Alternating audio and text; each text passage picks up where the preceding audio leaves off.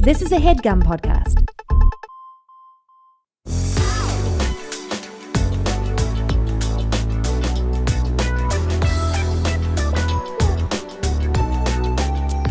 Hello, Sasheer. Hello, Nicole. How'd you get here today? I took an Uber. Well, you were telling me a story before we started recording, and I said, save it for the pod. And you're right. This should be on record. I took an Uber here. And I had to put bags in the trunk. And I opened the trunk, and there was like some brown schmutz in there. And I was like, ugh. And I like, instead of like putting my stuff up with me in the front, I just put it to the other side that was clean. Uh-huh. And then I was like, wait, is that food or is it poop? But it didn't stink. So hopefully not poop. But then I got worried. So then I like reached my arm behind me just to hold my So it didn't slide around as you turned. And every time we turned, I was like bracing myself, trying to make sure I didn't move. The driver's like, what's going on with her? She's really concerned about her luggage. And then I also like, when we weren't turning, I just tried to like rest my arm back here. Like I was like super chill. Just like, I just like having my arm rest on the other seat. We're turning.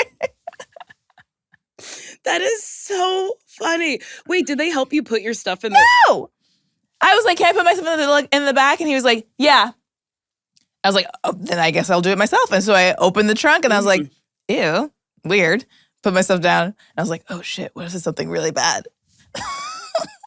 Which I'm also like, yeah, when would that have happened? Did he know it was back there? Does he think nothing's back there?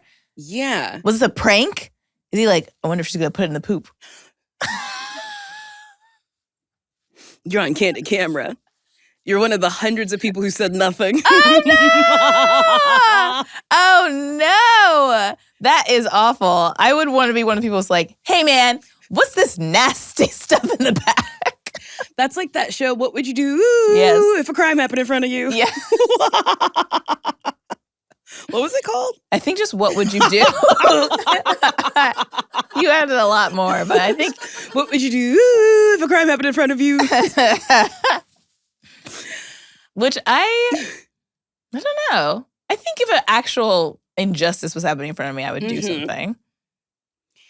But I wonder what it was. Like, I wonder if it's motor oil, if he was having a fudgy candy bar, or if he took a shit in his trunk. Or like his dog took a shit in the trunk or something. Oh, never occurred to me. I thought that man climbed right up in. He's like, eh. Well, what kind of car was it? I don't know cars. Yes. Okay, was a hatchback? Yes. A trunk. Oh, okay. Hatchback, yeah. So things can climb in. Yes, yeah. Yeah. One of those. Yeah. A climbing thing. A climbing car. I think I might say something, especially if it really looked like shit. Like it was like smeared.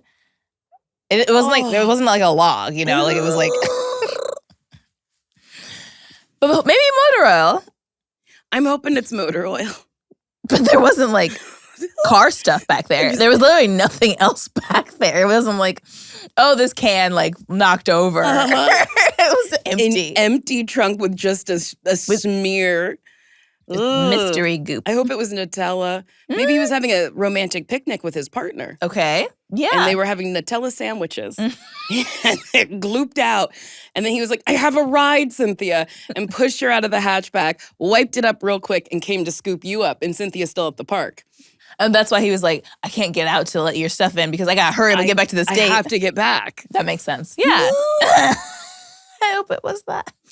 I got into an Uber slightly wet. Like you were wet? Yes. Okay. And as I sat in that man's seat, I was like, and this is how it happens. You've gotten into an Uber, right? And you're like, is this moist? Yeah. Why? Mm-hmm. Because of me. Were you like fresh out of a pool? Pee-peed. No, I'm kidding. I was at a pool. Imagine that's how I tell you I had an accident. I pee-peed on myself. I pee-peed. So I was wet. I'm not gonna tell you why.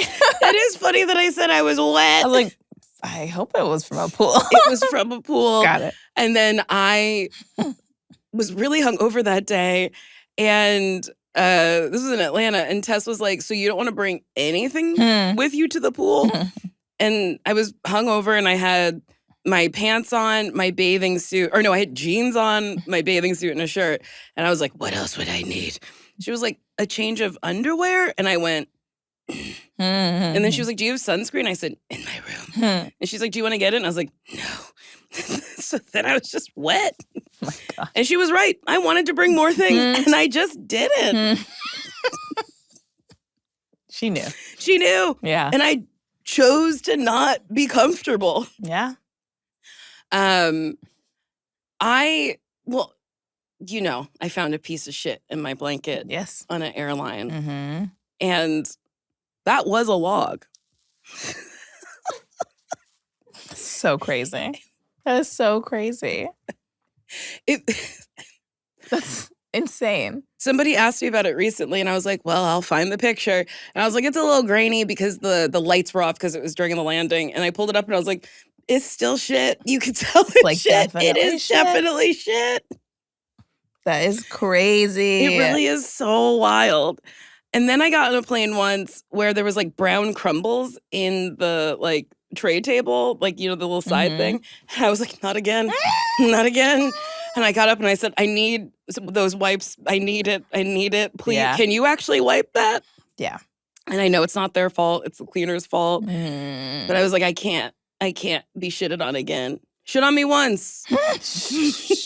Shame on me. Shame on me. Shit on me twice. Oh, please. Please don't. Give me a plane. Please stop shitting on me. Stop the poop. Stop the poop, please. You know when an Uber comes and gets you and there's like their groceries and a baby carriage and a car seat in the back? Oh, are you taking me home? But you like got picked up at the airport. So it's like, so you knew where you were getting me from. Mm-hmm. And you left everything in your trunk. Mm-hmm. Mm-hmm. Why do people do that? I don't know. It is, yeah, they have like, just like so much stuff. Their whole life. And they're like, oh, let me scoot all my construction stuff out of the way. Sorry, I have wood planks in here. Yeah, I would just like to put my suitcase there. Yeah. It's so wild. And then when they don't get out to help you, I'm a woman. I am a woman. I am dainty. I have nails. Mm-hmm. I did see one video of a woman like kind of berating a driver because he didn't come out to help her with her bags. And he came out and he had like a cane. And she was like, oh, I'm sorry. And he's like, no, I got it. And she's like, no, I'm sorry. Yeah, that's why I won't like get into it with somebody. Because you don't know what they have. I don't know what's going Yeah. on. I just know I'm angry. I would rather you help me. But I if you want can't, you to help. that's okay. I got an Uber where he took a long time to get out. So then I started putting my stuff in the car and he was like, let me. And I was like, let you what? It's done. Yeah, like I'm not going to wait. And then he went, Oh. he like shook it to make sure he did something. And I was like, what, you got to put your fingerprints on my shit? Like, what are we doing? So, yeah, there it is. In that spot. That's where I want it. I got into a cab where the driver and I got into an argument about Los Angeles, California when we were not in Los Angeles, California. He asked me where I live and I told him and he was like, well, that's not LA. And I was like, it is actually LA. And he was like, no, it's not. And I said, oh, okay. Where are we now? And he said, Columbus, Ohio, or where the fuck we were. And I was like, tell me about that. Yeah. And he went, what do you mean? I said, tell me about what you know, because apparently you don't know anything. And then he was like huffing and puffing. But guess what? I will fight you. I know that. I know that to be true. You will fight anybody. I hit a lady on the highway. Which is how I presented it to you the other day, which is a wild way to present that information. But I was driving. Mm-hmm. I merged in front of this person. Mm-hmm. It was not an issue because in my rearview mirror, there was a huge gap. Sure. But this lady lays on her horn and then gets to the side of me and then cuts me off when there was really no room. So then I had to hit my brakes and then we were at a full stop. I said, where are you fucking going? I'm going to hit you now. So then I tapped her car a couple of times. She had a little heart sticker. There's no love there. She's lying. There's False no advertising. peace. You're a bitch. It should say bitch on the back of your car. And then she got into the carpool lane alone and sped away. Wow. And I said, you're not going to escape me. I'm coming to find. No, I'm kidding. I did not go find her. No, because then I'd be crazy. Yes. But it is crazy that I hit her. Mm-hmm. You need to be in front of me. I'm going to hit you. And I guess, yeah, she didn't do anything. What are you going to do? What are you going to do? Shoot me on the 5? Shoot me? Sometimes people get shot. I dare you. Please don't dare them. I dare you. Please don't dare them. If you pull out a gun on the highway, I'd be like, you gonna shoot me? Me! I mean, I don't think anyone's immune. Anyone could get shot at any moment. Okay, just imagine being the most angry you've ever been. Uh-huh. And you get out of your car. Mhm. You got a gun in your hand. Mm-hmm. Oh, okay. See, look at that! You couldn't do it. No. So you were banking on your cute effect? Your charm? Yeah, that I'm so adorable that they won't be able to do that. You want to shoot this face? Come on. My hands are up.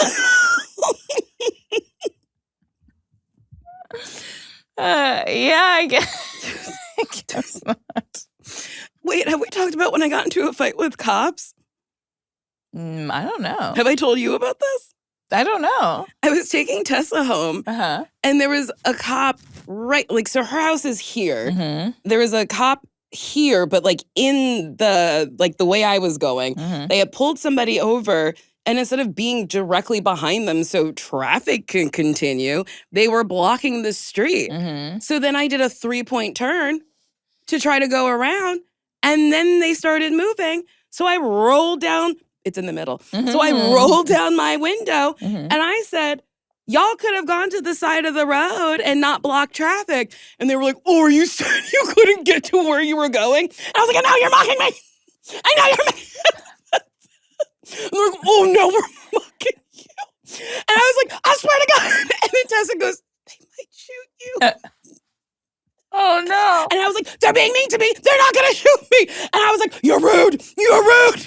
I'm out my window, screaming at these two cops who are going, you can't get to where you're going. Were they laughing? Yes. Yes.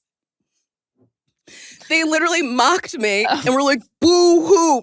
The one farthest away was going like this, and the other one was like, you can't get to where you're going. That's like a cartoon. They were cartoon characters, and it made me angrier. And then I became more of a cartoon because I was, Sasheer, when I say out my window, I was like, out my window with my head going like that. I mean, it's funny because they pulled a you on you. You'll do that to other people to make them mad. Yeah. Yeah. John was telling me a story about, or his partner was telling me a story about how he ran into a woman at, right by Lil Dom's, where it is a stop sign, and then 4 lanes of traffic. So if you're trying to turn, it's kind of hard. Yeah. And he said he ran into somebody that he knew, and she went, hey, and stopped her car, threw it into park, and kept going, go around. How are you? Yeah, go. So what's going on? And tried to have a full conversation with him as he was like, you're creating a catastrophe. I would be so stressed. I was like, I identify with that. You're like, I would do that. Yeah, go around. So, heard the news. Yeah, keep going. That's very funny. You're absolutely right. I cause problems. Then I'm rude to people. And that's what those cops gave me, a taste of my own medicine. And it was bitter. But it was very funny to hear Tessa's small voice going, they can shoot you. Or no, they will shoot you. Because they had guns. They have guns. Mm-hmm. And they're not afraid to use it. They really aren't. Especially on Black people. Yeah, but look at this black. She's a cutie. She's Cutie privilege. I kind of do think I have cutie privilege. Yeah, I think so too. Because I have been very rude to some, like at the airport sometimes, you're delayed. You get a little aggressive. And I remember there was a gate agent and I like snapped at her and I went, I'm really sorry. I snapped at you and it's not your fault. How are you doing? And she went, oh, I'm good. It's okay. Traveling is so hard. And I was like, mm-hmm. And I was like, got her. It's like, where'd that lollipop come from? Traveling's so hard. Oh, shucks. I didn't realize it was going to be that hard of a day. Yeah, I miss my parents. They're dead. She's like, oh, sweetie, let me help you. And I'm like, okay. But yeah, sometimes I'll really turn it up and be like, I don't know where to go. And I've had people lead me the whole way to places. Because I'm like, oh, a left and a right.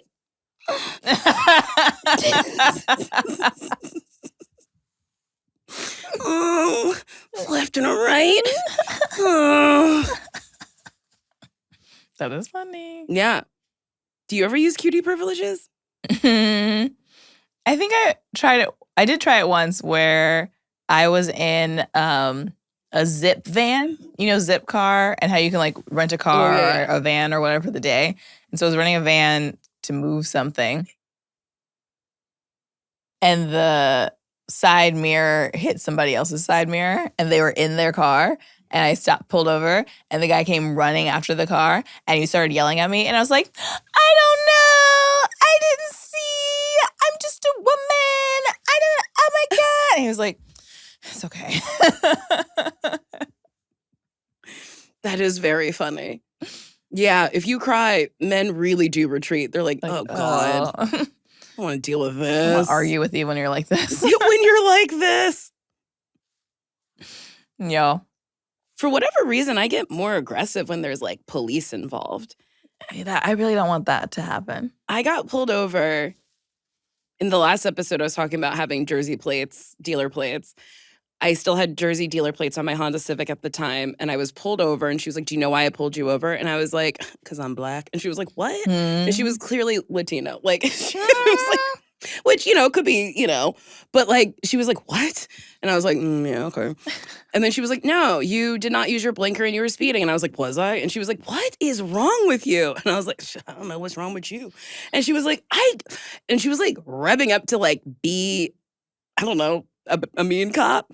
And then she was like, give me a second. Like went back to her squad car and she was like, you are so lucky something more important happened. And I said, what were we going to do? And she was like, can you just stop? Oh. I was like, And then as she like drove away, I was like, what is actually wrong with me? Yeah, what is that? Girl. I don't know. That's the most dangerous situation you could be in. I know. We need to take a break to process that.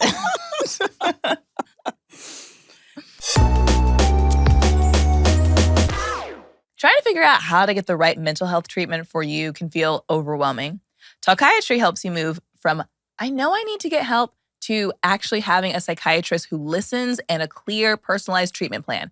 Talkiatry is a 100% online psychiatry practice that provides comprehensive evaluations, diagnosis, and ongoing medication management for conditions like ADHD, anxiety, depression, and more. Unlike therapy-only platforms, Talkiatry is psychiatry. You're seeing a medical provider who can diagnose mental health conditions and prescribe medication when it's appropriate. All 800 plus clinicians are in network with major insurers, so you can use your existing insurance instead of paying monthly subscriptions or out-of-network costs. You can meet with a licensed psychiatrist who takes the time to understand what's going on, builds a personalized treatment plan, and supports you over time with consistent, evidence-based care. Getting started takes just a few minutes. Complete a short online assessment, get matched with clinicians who fit your needs, and schedule your first visit in days, not months. And because you continue with the same provider, you're not starting over each visit. Your treatment can evolve with you, so you're actually making progress over time. More than 300,000 patients have already found high-quality psychiatric care through Talkiatry. Head to talkiatry.com/bestfriends to complete the short assessment and get matched with an in-network psychiatrist in just a few minutes. I ran a stop sign. We're back. We're I back. ran a stop sign in New Jersey when I was putting some stuff in storage when we sold my dad's house. And I was driving my mom's old minivan. Definitely ran a stop sign. Got pulled over. And the officer was like, do you know why I pulled you over? And I think, again, I said, because I'm young and black. He was like, no, you ran a stop sign. And then I went, my mom just died. But it was my dad. I don't know why I said my mom. My dad had literally just died. And I was like, and he goes, just go. Just go. And I went, thank you so much. And then I drove away and I was like, what's going on? Yeah, that's a lot. Yeah, I keep driving away going, what's going on?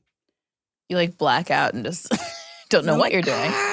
We were driving in Washington, I think, a rental car, and we got pulled over because you were speeding, and the officer was like, why were you speeding? And you were like, I mean, look at this car. He didn't like it? He did not like it. And he walked away, and I was like, you have to pretend. You have to fake it. Please participate, like cooperate. Then do you remember what I said to you next? Oh, so you're like, I should tell him that you're a runaway slave? You were wearing a scarf on your head. And I said, well, it's better than what I was going to say. I was going to say I was taking you to freedom. You said, no. You were like, don't say that when he comes back. Don't say anything. Say you're sorry. I was like, okay. But in my defense, it was a BMW drop-top convertible. It's supposed to go fast. You got to go fast. It was so lovely. I don't think they care. That trip was so funny. We stayed at a hotel where there was blood on my bed sheets. Yeah. Bugs coming out of the faucet. Yeah. The shower head was so loose and janky. The carpet was disgusting. There was a rag that had a little sign that was like 4 stains. I was like, what stains are we creating that we need a special rag for it? And I remember it was the Sasquatch Festival. And you were doing stand-up. I went with you. And I remember everyone being like, you're staying there? And we were like, yeah. Is that okay? It was not okay. It was not okay. It was so nasty. Yeah. Ugh, but that BMW. Ooh, it moved. I haven't been pulled over in a long time. Knock on something. Fake wood. It might be real. Yeah. Have you been pulled over very much? No. Not in a long time. I got pulled over one time driving, I think, to my dad's from college. And I had one of those it was like a cassette converter where the cassette had a wire that went to my CD player. And so changing CDs, driving really fast, got pulled over because I was speeding. And she was like, also, you're not wearing your lap belt, because I had one of the ones where the seatbelt was attached to the door, and then you're supposed to manually put your lap belt. And I was like, but I have this part, my torso's protected. And she's like, no, you're supposed to click it or tick it. And I was like, but this thing clicked. And she's like, no. And I had a crack in my windshield. And she's like, well, this is an obstruction of view. And I was like, I can see around it. And she's like, but it's also a hazard, because if another rock hits it or whatever, it can smash, you can get a car accident. And I was like, fine. So then I went to court. I got a ticket, but then I went to court to dispute it. And she was like, what are you disputing? All of this is true. And they're like, we'll lower the fine, but you did do all these things. You did do all these things. That's so funny that you showed up and they were like, but you did it. You did it.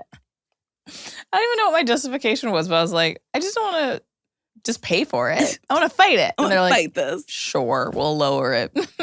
I used to smoke in my car, and I was smoking a cigarette. It was my old little BMW, and I tossed it out the window and was like, woo, woo. And he comes over and he's like, do you know why I pulled you over? And I was like, no. I was like, I'll be nice. No. He goes, you were littering. And I said, littered what? He was like, you threw your cigarette butt out the window. And I said, do you want me to put it out in this car? He was like, yeah, that's what that thing in the middle is for. And I was like, well, it's going to get dirty. And then how would I clean it? He like activated me. And then he was like, well, I'm going to give you a ticket for littering. And I was like, okay. And then he was like, your attitude. And I was like, okay. I don't remember what I said to your attitude. No, I started it because I cracked my window. When he came to the side, he was like, roll down your window. And I went, this is LA. No, I don't know what you're going to do. And he was like, roll down your window. And I was like, okay. And then I also think I had dealer plates on that car too. And then I think my registration was also expired. Like there was just a lot going on. But he only gave me the littering ticket. And then I remember driving away and I lit up another cigarette and just hung it out the window. Girl. I don't know. I'm just like, I dare you to take me to jail. I'm too cute for jail. They'll have to let me out. Someone might one day. I'll tell you this. My impulse control is a little bit better now that I'm medicated. And I love that. Because I think if I got pulled over tomorrow, I would say, take me in. Just kidding. I fought with those cops like not even a year ago. You hit someone recently. Yeah, I think that was Saturday.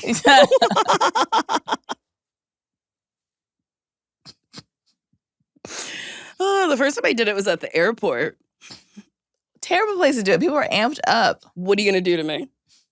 There's cops everywhere. You're going to pull out a gun, and then you get to go to jail, and then your friend doesn't get picked up? They're going to be mad at you. They're going to be mad at you. You're going to get in trouble. But it was a G-Wagon that cut me off. And I was like, so you had to be in front of me, and we were bumper to bumper. So I just started tapping him. And then this little man got out of the car, and I cracked my window, and I said, what are you going to do? What are you going to do, take my car apart? What are you going to pull me out of my car?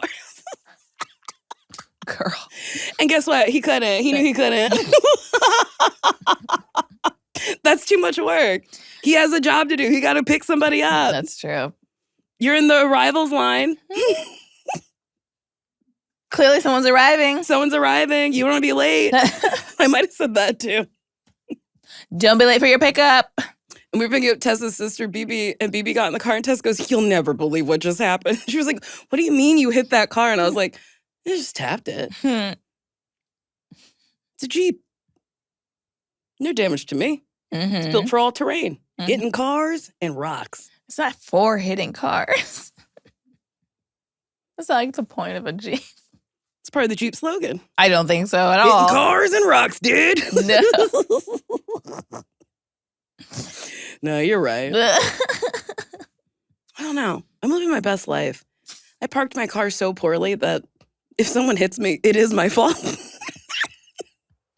I parked in the smallest spot where I was just doing this until I was like, this problem belongs to the world. So I said to Allie when I came in, I was like, that's the world's, that's the street's problem. They'll figure it out. Yeah, they'll go around or they'll hit it. I need my tires inflated anyway. What? Well, there's low tire pressure, so when they fill them with air, they can also fix my taillight or whatever somebody hit. Oh, I see. So you're like, I'm going to the mechanic anyway. Gotta go anyway. Hit me up. But that's all to say, I really hope my car hasn't been hit. I see. But it is not parked well. I actually did have a moment like that recently where I didn't do anything, but when we left the shooting range, when we were clay shooting, I had turned on a street and that was empty, and then there was a car coming from so far away, but I guess it was like speeding and wanted to continue speeding, and I was in the way, and so it like was right up on my bumper, and with like lights blaring, and I was like, I don't gotta know where to go, so I went slower, and I was like, I had to take this car in anyway. My side mirror is damaged, my front is damaged. Hit me. I have nowhere to go. I have all the time in the world. Hit me. And I just went slow forever. And he was so mad, just like swerving and like trying to move around. I was like, do. And then we finally got to a light and he like swerved around. It was like, and I was like, yeah, hello. I've done that before. I did it once on the highway. Oh boy. And I was bad.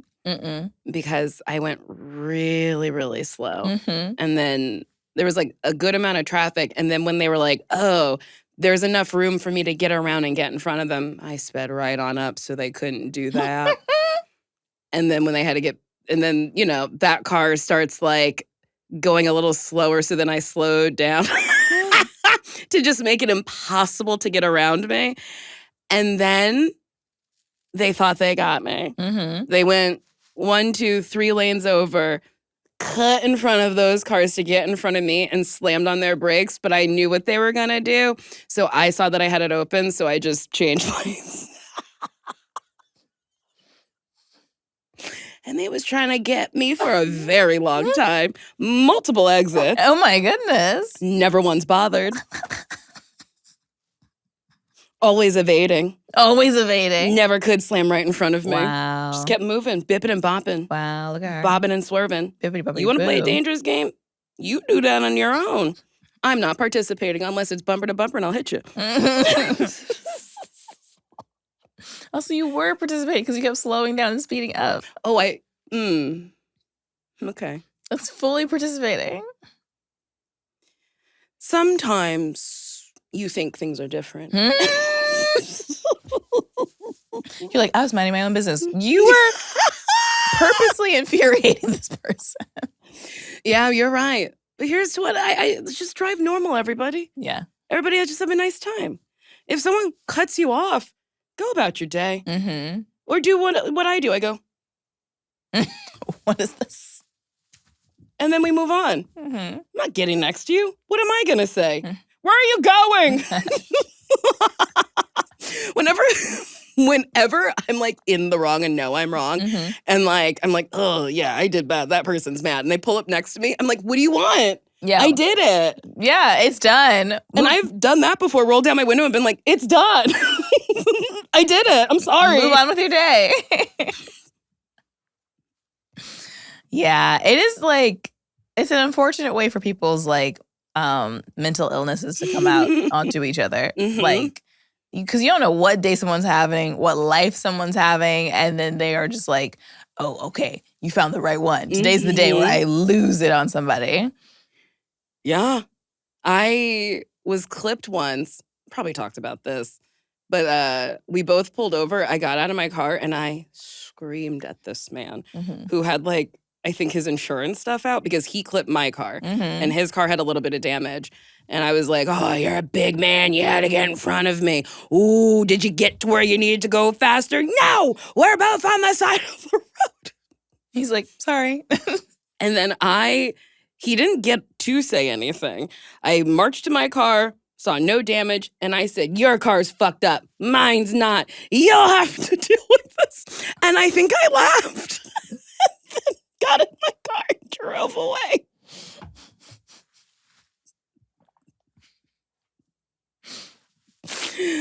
So yeah, it really is interesting how mental illness presents itself when you're aggravated. Mhm. Specifically yours. But I was so mad. He hit my car because he had to be in front of me. And then this again, I may have cut him off. I don't remember. I simply don't remember. But again, you're now later. And now you have to deal with all that stuff. Yeah. Let's all just wave at one another. Yeah. Like, whoopsie doops. Bye. Sorry. Yeah.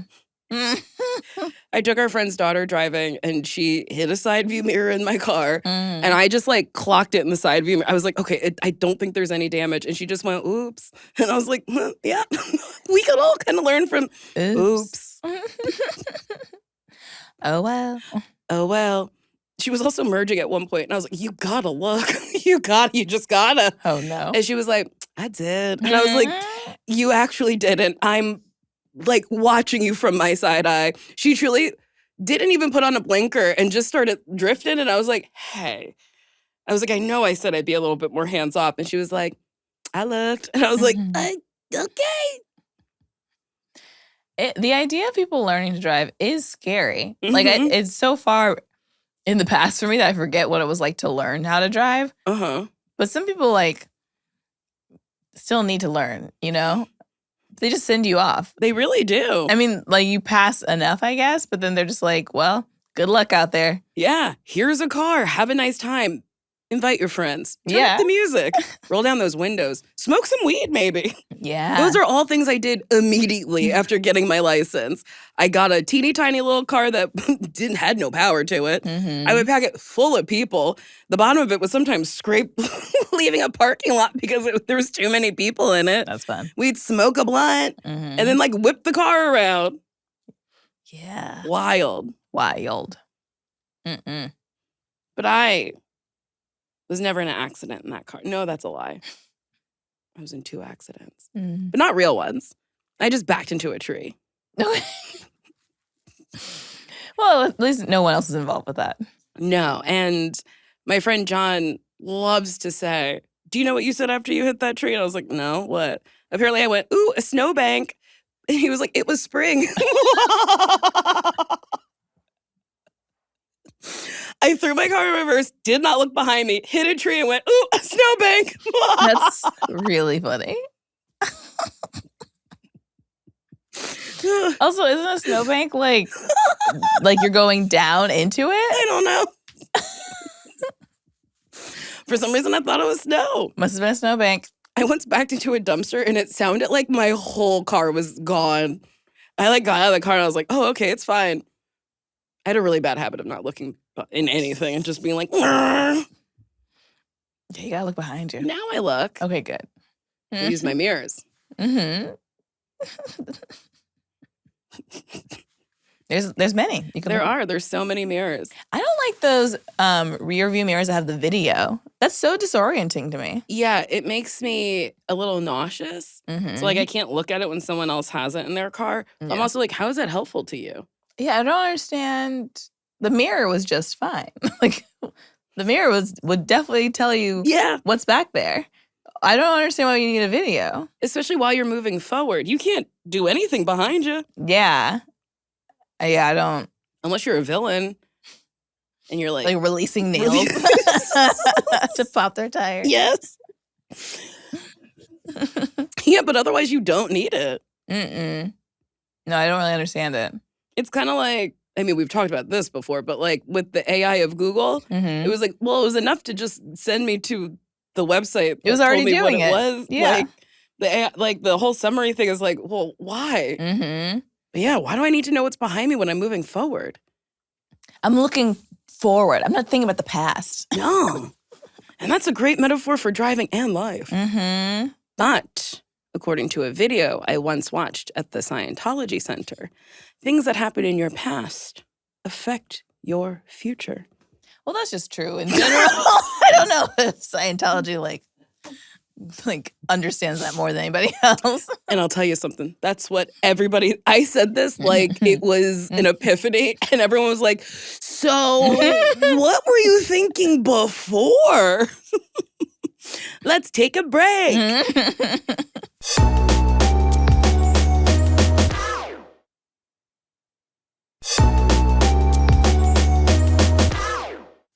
And we're back. That's funny that you were like, yeah, my past is just my past. Doesn't affect anything at all. No, it affects your future too. Yeah, it really does. How you act, how you interact with people is wild. Yeah, it is annoying. Like in therapy, sometimes I'll come back to the same themes of like something that happened in my childhood. And I'm like, again, this too, this is also like determined by the way I was raised. That sucks.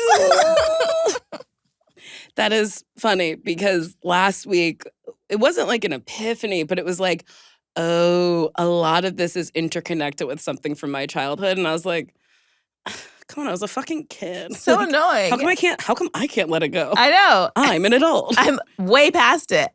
That's years ago. Get over it, me. So wild. Something happened last night where I was like, this is from my childhood. I don't like it. Yeah. Yeah. Oh my God. How annoying. How annoying. That your whole life haunts you forever. Yeah, I'm the ghost in my own haunted house. Oh.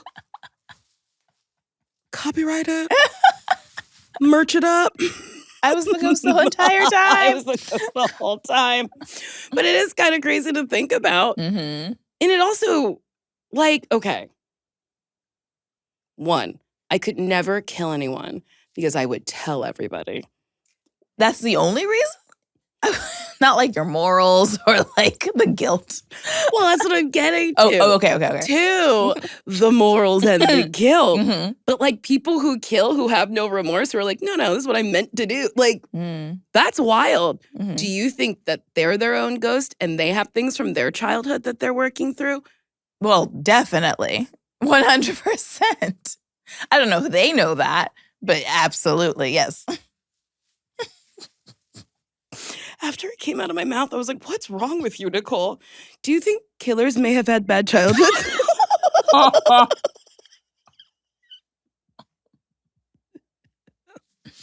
Probably. Yeah, I don't think it was like, man, they had it so good and they just felt like killing. We went to Disney all the time. And then I said, better kill my parents. No, something probably was wrong. Ugh. Yeah. I was watching a bummer of a documentary. And by watching, I mean I was like doing laundry and folding and stuff. It was called Crash. Yes. Oh, I don't know, Crash. So it's like kind of wild. Mm-hmm. This girl was dating this guy and was part of this friend group. And she somehow crashes her car into the side of a building. Mm-hmm. She lives, the other two don't. But there's no like brakes. There's no like swerve marks. It is as if this girl just drove into the side of the car or the wall. Oh, I do remember the story. But was it on purpose or no? That's we the don't thing. know. She's like in jail. Yeah. Some people think it is, and some people think it wasn't on purpose. Where was I going with this? Oh yeah, she like wasn't bad, but she was kind of like rebellious in a way that I'm like, and that makes you want to kill? Do you know what I mean? Maybe she was sad and no one knew? Maybe, but I feel like she just did an interview where she was like, jail sucks. I was like, you killed people. Like, you killed people. I don't like it in here. It's kind of boring. This polyester blend. Yuck. You killed. Right? Yeah. She's like kind of flippant about a lot of things. The end interview was very eerie. It was weird. Yeah. Oh, no. And then I read something where it was like that documentary left out a lot of things. Like she was talking to her mom in like Pig Latin, being like, can we tell them I have seizures or something? And it's like making up excuses. It was like fighting with her boyfriend beforehand. But then like the documentary just really kind of like let her be like, yeah, it's crazy. I hate it here. Well, maybe she's sick. There might be like a disconnect there. Yee. Yeah, right? And were her parents like, what was their energy? Were they sad or like bad energy? Like, man, you know, my daughter's alive, these other two aren't, and wow. Like it was just the whole family was very strange. Damn. Yeah. Have we talked about that documentary where this neighbor like kind of takes over a whole family? I forgot what it was called. Maybe like the Something Next Door. I don't know, but oh wait, I think I heard about it, but I didn't see it. What's it about again? This man like moves to this neighborhood and like kind of enchants this family and was having an affair with the wife and then has an affair with the husband. Oh, yes. And I think they did a Peacock series about it. Oh, yes, that's right. Yeah. I can't remember what it's called, but yeah. And then they were like, yeah, you can hang out with our kid. You can go on a trip with our kid. Wait, what? He abducted their child. And they were like, yeah, I mean, I guess we just trusted him too much. But I don't know. I really do think we loved him. Like, they like... And like, thank the girl who got abducted is an adult now, and she was in the documentary too. The only sane one. Really? The only like she was like I would imagine did a lot of therapy in her life to like figure this out, and was kind of like, yeah, I mean, like I think my parents just like were like probably lacking some sort of like affection or love or something and like found it in this man and just put too much trust in him and let me be abducted. So this man fucked the wife, then the husband, and then took the child where? I don't remember. Just took him? to like a different state, like away. And they were like living together. And then I don't know how they got the daughter back, but That is so wild. it was wild. People really do the darndest things. Yeah. It's not just kids. It's adults too. Right? Is that a show? Kids Say the darndest things. But people do the darndest things. things. Mm-hmm. Yeah. That's wild. Should we answer Questions? Yeah, let's do that. Hi, Nicole and Sasheer. I have a friendship query. Well, really an unfriendship query, as I'm trying to find the most polite way to disengage this friendship. I recently reconnected with a childhood friend who's been through a lot of trauma. Our first time hanging out was mostly centered on her telling me about these various traumas, which was to be expected as she's been very open about her journey through social media. I didn't mind this at all, especially since she told me about the therapy she's been in to process everything, and also spent ample time talking about the positives in her life. I told her how much I admired her strength and how proud I was of her for taking care of herself. Ultimately, I did realize that we don't have that much in common, so while it was nice to catch up after 10 plus years of not seeing each other, I already didn't see myself reaching out to schedule another time to hang out. After this first time reconnecting in person, she continued to text me consistently for a couple of weeks. I'm talking all day, every day, to the point where she was just asking, "What are you doing now?" over and over again. I don't even like texting people I'm dating this frequently, so it was difficult to maintain this with someone I don't have much in common with. Eventually, the communication dwindled, and she wasn't texting me as often, but both of our birthdays are within a week of each other's, and she reached out and asked if we could get together. Since a few months passed and it seemed like she chilled out a bit, I agreed. We got lunch and again spent multiple hours rehashing everything she had already told me. This time I was very aware of how often she was cutting me off and redirecting any conversation back to herself. For example, she asked me how work was going. I started to tell her a little bit about office drama, and a few sentences in, she started talking over me to tell me about her work. It almost felt like she would run out of things to say, so she'd ask me a question and then use what I was saying to bring something up that she could talk about, if that makes sense. Which I understand some people do to relate the stories they're hearing and connect with their friends. However, I don't think that's what was happening here, because at the end of our lunch, she asked why I barely spoke about myself and why I didn't want to share with her. We haven't spoken much since then, but she does randomly text me still. Most recently, she was drunk texting me, and I didn't respond, but I feel I should respond to offer some sort of closure. What would you guys do? She has a deep fear of abandonment, and the last thing I want to do is contribute to the trauma she's experienced. But I don't feel like our friendship has been a two-way street so far, and I also just don't think we have anything in common to continue this. At the risk of sounding like a douchey guy, how do I let her down easy? Love y'all and love the pod. Thank you for any advice. Love, the unfriender. I'm bad. I'll let somebody have a conversation with themselves. I won't respond. Yeah. But I guess like on text or in person? Oh, no, on text. Yeah. Like there was a lady that I knew, maybe had 1-2 conversations with. I don't remember why she had my number. But it was like through the improv world. She was texting herself for 3 years. I actually do remember this. Because she recently texted me. Remember, I was in that hotel where I could hear that man snoring, so I sent him a concern note. Oh, that's and I was like, this man snoring, this bitch is texting me. Everybody bothering me. People do the darndest things. But I guess like since it's a reconnection and maybe there's some history, there is no good way. Yeah. To be like, oh, maybe it's like we've grown apart. Ooh. I mean, with the texting, what were we gonna say? A thought occurred. Okay. But it would require them to go out again. So like when the friend was like, so why haven't you been sharing about yourself? That I think would have been the time to be like, well, you don't let me.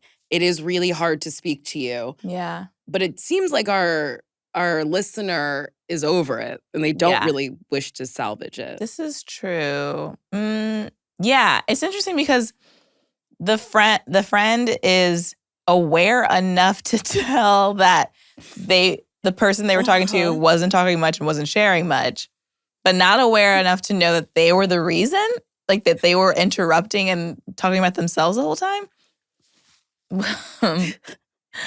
It is weird to have self-awareness, but not fully. Yeah.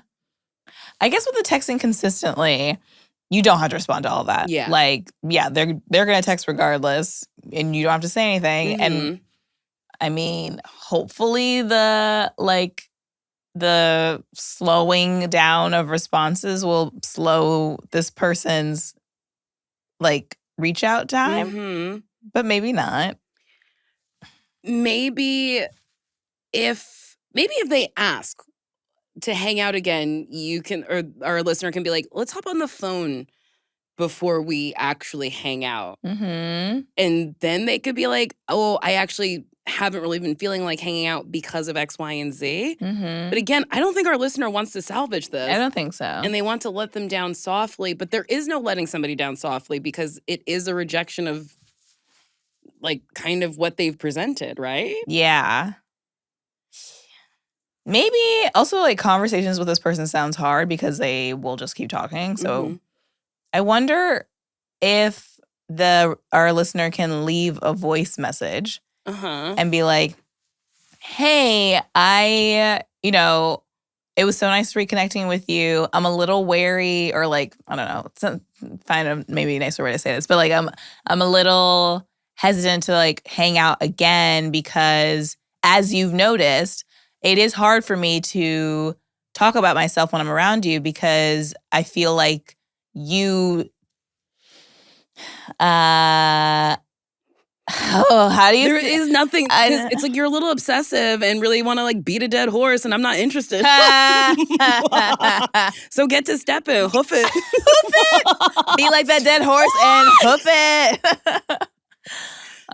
Yeah, it's not a great way to say it, but just like I find my time with you, we're mostly talking about you and your Yeah. stuff, and I would love to share my life too, but I can't find a way in because you kind of gosh, Monopolize the time. monopolize. Do you take up so much space? You like Wait. mhm. Okay, I got it. Yeah.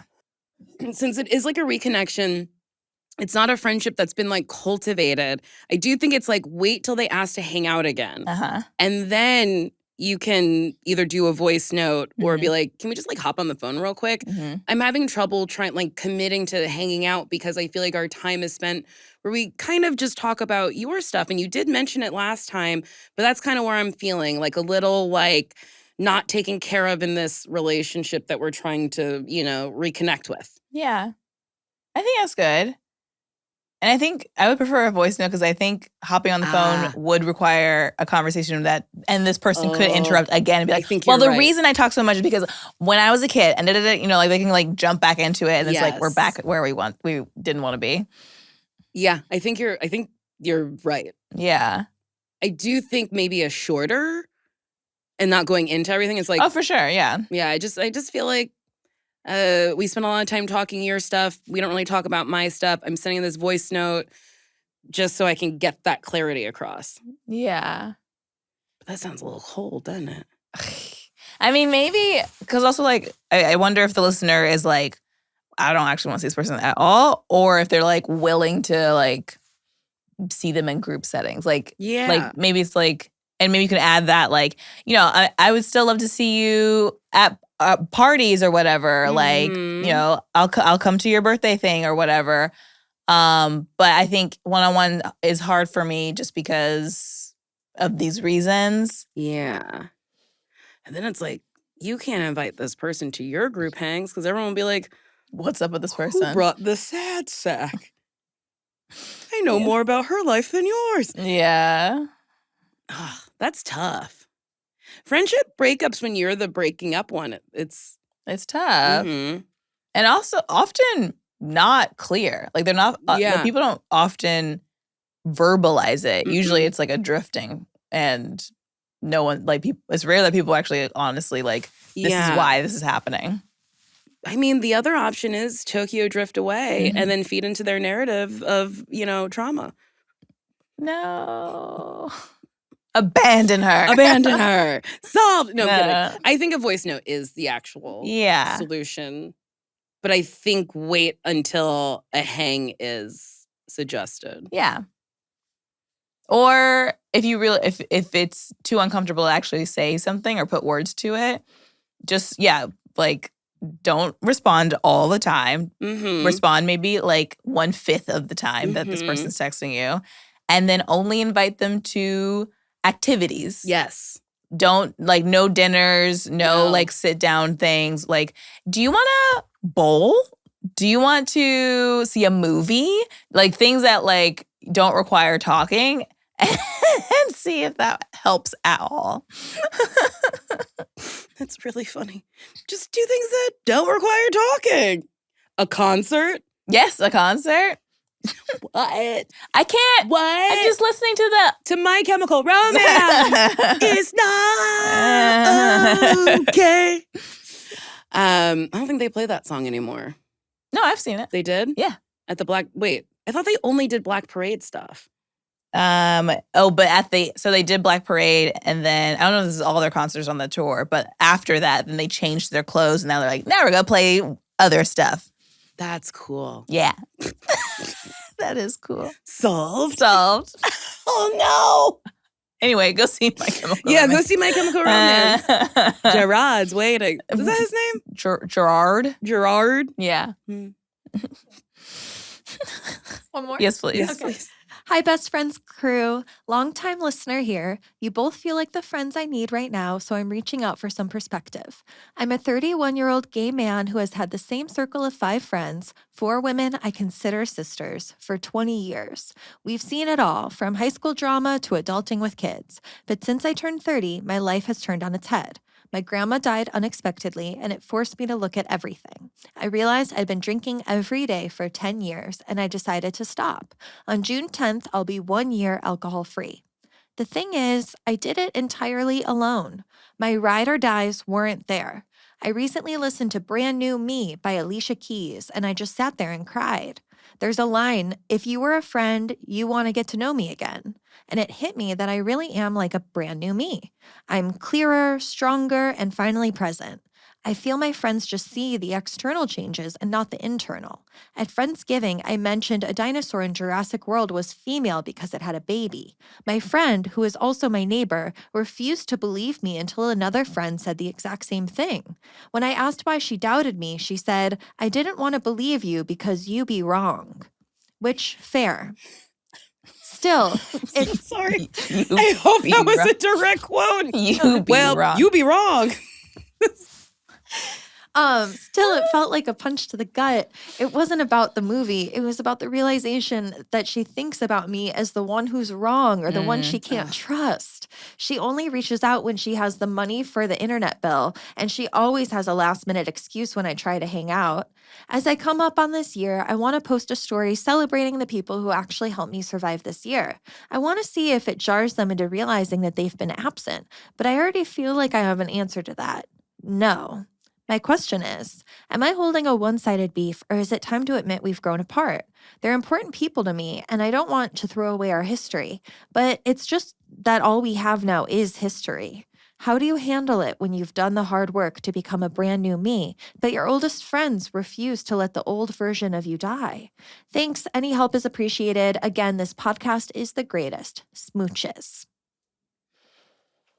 I mean, that's tough when you are doing personal growth and people around you might not be doing it at your speed or your level. And sometimes when someone changes in a friend group or in a relationship, it makes other people have to analyze their own stuff. And that can be uncomfortable. So they might not want to acknowledge, because I don't know what these friends are like or what they think of themselves or you, but it could be like, because you did something really hard and that's so great and congratulations on 1 year. That's amazing. Like maybe there's something they have been wanting to do, but like couldn't bring themselves to do it just yet. And like talking about it or acknowledging it or seeing that you have changed and grown makes them realize how much they have not, or how much they don't want to, or whatever. Or they just don't notice and they're in their own world and not even really clocking that you've done something amazing and or like that you are shifting. And they're just like, well, I just like what we have. I like what we've been doing. I like this. I like what we're doing now. And that's not necessarily wrong or bad. It's just you're shifting at a different pace or maybe in a different direction. Yeah, I agree. They mentioned like posting an Instagram story of like people who are there for you. I don't think you got to do all that. I think throw a party, throw a soberversary, and invite the people who have supported you. Or, your dear friends maybe didn't realize you needed support in that way. Mm-hmm. But if you throw a soberversary, it's like, I did it. Mm-hmm. I made it a year. And maybe that might put it in their minds that you need support. Also, you need to tell people you need support.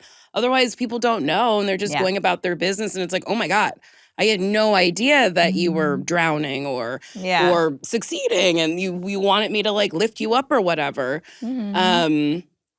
And then the Jurassic Park thing, I spent my 20s as a messy, messy lady where I would, like, say something that I knew was right, and, like, people would be like, no. And I'd be like, oh, okay.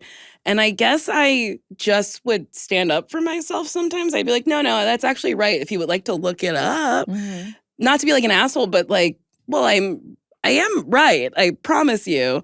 But then it's like pick and choose sometimes. And yeah, I guess a friend saying you be wrong does suck. Yeah. And I think maybe if that happens again, you could be like, ooh, that actually hurt my feelings. Yeah. I didn't love that. I do be right. Sometimes I do be right. Sometimes I do be right. I think it's worth talking about because I actually saw a video recently where someone was like, other people's perspective of you can affect your perspective of yourself. Mm-hmm. So it actually is worthwhile to be like, I don't like the way you think about me because that actually isn't my reality. And if you think I'm always wrong or troublesome or dramatic or whatever the thing is, like, you're going to treat me that way. Yeah. And I don't deserve that because I have multiple sides and et cetera, or I've grown and I'm no longer like that anymore and I would like you to see that. And hopefully they'll see it or they won't. Sometimes it is hard for people to get out of their own perspective of how they have viewed you when they first met you. Yeah. And that's on them. Hopefully they can change it. But if they can't, then it's like, okay, then I need to find people who celebrate me today as opposed to who I was in the past. Mm-hmm. And maybe it is the friendship is memories and you've become a different person than those people, and that's okay too. It's okay. But I do want our listener to talk to their friends before making a choice to like move on. Yeah. And things like an Instagram story, that's like moving shady to me because it's like, oh, I wasn't in the Instagram story? Why? Why didn't you talk to me? Yeah, it's causing a little bit of like unnecessary drama when you can just say like, hey, this is Soberversary is coming up. It's really important to me. And I guess also like, what do you want? Like, what do you want from your friends? Do you want them to like talk to you more about it, ask questions, be more curious about this journey? Like, what specifically do you need from your friends? And also, some friends are good for some things, and some friends are good for other things. You might have friends who are supportive in many ways, but maybe not this. And you might have friends who are so good at like being like emotionally available, asking you questions, like clocking your journey, like celebrating you before you even ask them to, but not for other things. You might not have friends who can do all the things that you need. Which is so amazing that they do have friends who have helped them through this journey. But yeah, I would talk to your friends to see if they are even capable of doing that. Yeah. Yeah. But I think that was good. Like, what do you want? Like, what support do you need? Mm-hmm. Yeah. Solved. Well, if you have any questions or queries or just want to say nice things to us, we have an email, NicoleandSasheer@gmail.com. And we have a phone number for texts and voicemails. Yeah. You got it. Hit it. 323-238-6554. Yeah. Yeah. 6544. 6554. Just kidding. Bye. Goodbye.